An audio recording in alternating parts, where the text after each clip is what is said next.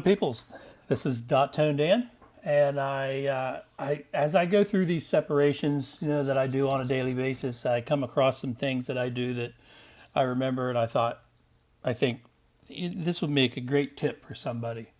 So when you're doing separations, you got a separation file, you're in the middle of it, as I was here. I come across and see this little corner in this area. I can't really show the whole artwork because it's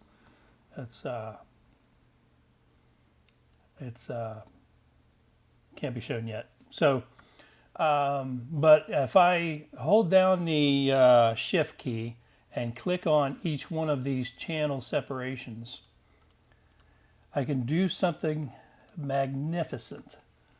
When I came across this, I thought, oh my goodness, this is so great. So, the rubber stamp tool, usually, everybody knows to use that in the RGB or CMYK layers, and you're working and building your art, you can use rubber stamp tool. That's cool.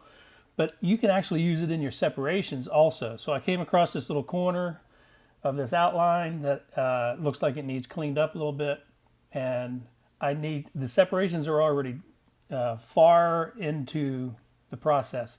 So I don't really want to go in and change each one. I can click them all at the same time, and then indicate using the Option key, indicate where I want to start, and then come over and start duplicating. And so this is applying this on every one of these separations. And here I'm going, very small so that I can get pretty accurate in here and get a nice tight corner. And the one thing I don't like about it is I can't use like on the brush tool, I can use a pencil shape, which is going to be more of a square. It's harder edged, right? See that?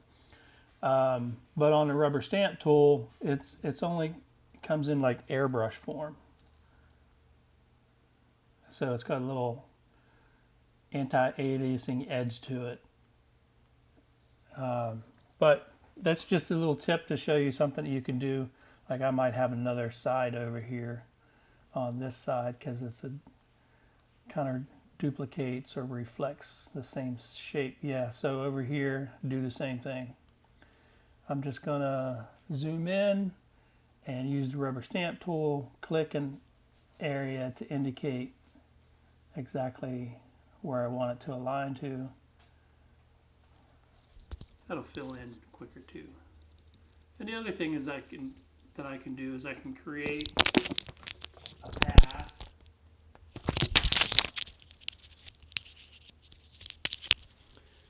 My headphones fell out. So I can create a path. So like, I can draw a point, click down here, close that off,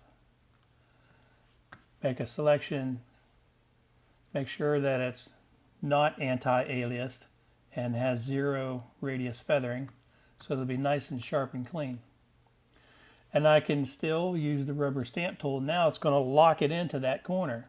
So I can like reference this area down here, and I can come in and just fill it in nice and tight.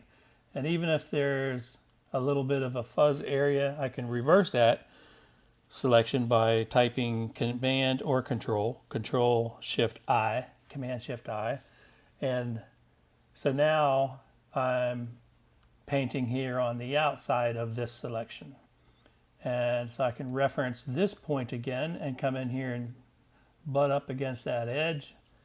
Nice, hard and sharp, crisp, clean corner. So that's my tip for the day. I hope you enjoyed that. Thanks. Bye-bye.